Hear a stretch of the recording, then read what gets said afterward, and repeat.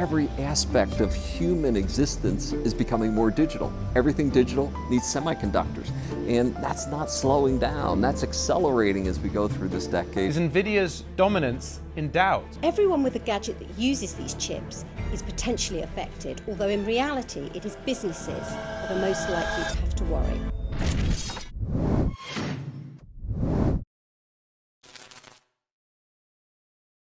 Your computer is lying to you. Right now, it's asking for way more power than it needs, like trying to fill a shot glass with a fire hose. It's wasteful, it's inefficient, and it's generating massive amounts of unnecessary heat that is slowly killing your hardware. Today, we fix that. We're talking about undervolting, the only free lunch in the PC world that gives you cooler temps, longer battery life, and paradoxically, faster performance. But to do it, you first have to understand the one-size-fits-all lie your manufacturer sold you. Why doesn't your PC come perfectly tuned from the factory? Why do Intel, AMD, and NVIDIA ship chips that run hotter than they need to? It comes down to the silicon lottery. When a million processors are made, some are Olympic athletes, fast on very little power. Others are couch potatoes, needing a lot of juice just to get going. Manufacturers can't test every single chip, so they apply a one-size-fits-all voltage. They set it high enough to guarantee even the worst, least efficient chip works without crashing. But you probably don't have the worst chip. That means you are feeding it extra voltage it can't use. And that wasted energy turns directly into performance-killing heat. Undervolting is simply telling your processor, I know you asked for 1.2 volts, but I bet you can do the exact same job with 1.1 volts. Think of it like a car's factory tune.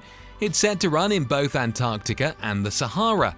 Undervolting is like creating a custom tune for your exact engine. You get the same horsepower, the same clock speed, but with less fuel, meaning less voltage and a cooler engine. And here's the magic trick. Remember thermal throttling? Because your chip is now 5 to 10 degrees cooler, it doesn't hit the temperature safety limit as quickly. It can maintain its top speed for longer. You literally gain performance by taking power away. Okay, I know the question you're asking. Am I going to brick my $2,000 laptop? Generally speaking, no. Overvolting, pushing too much power, can fry a chip. Undervolting just makes it unstable. If you go too far and starve the chip, it will crash. You'll get the blue screen of death. It looks scary, but it's just your computer's way of saying, nope, not enough power. A simple reboot usually resets software settings to default. However, a pro tip, if you're undervolting directly in the BIOS and your PC won't even turn on, don't panic. You just need to clear CMOS, usually by removing the small coin battery on your motherboard for 30 seconds to reset everything to factory specs. Just make sure to back up your data before you start, as a crash during a save can still corrupt a file. So, how do we do this? The method depends on your hardware. Here are the three main paths. Path 1, the GPU. Download MSI Afterburner. In the curve editor, you're setting a ceiling. You tell the GPU, run at 1900 MHz, but I forbid you from using more than 900 millivolts to do it. It's a game of trial and error to find that perfect balance. Path 2, the Intel CPU. Your tool is either Throttle Stop or Intel's XTU. You're looking for the core voltage offset.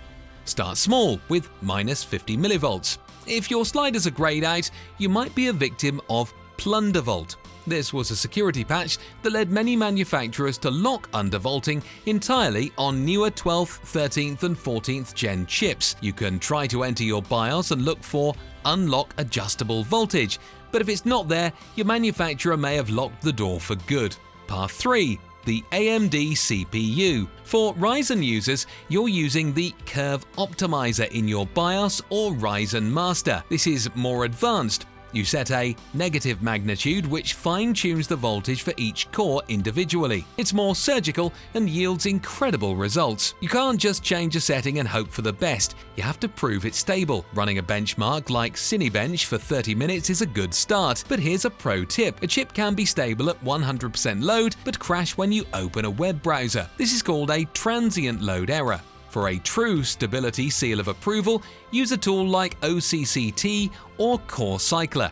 These tests cycle through different loads for hours to ensure you won't get a random blue screen during daily tasks. If you pass that, you've won. Undervolting is the difference between just owning a piece of tech and truly mastering it. You've extended its battery life, quieted its fans, and kept it from cooking itself to an early death. Now that your hardware is running cool and efficient, you've won the battle against physics. But the quest for the ultimate setup doesn't stop here. There are still hidden settings and performance tweaks we haven't touched. Hit that subscribe button because in the next video, we're going to continue peeling back the layers of your tech to make it work for you. Thanks for watching. Keep your volts low and your frame rates high.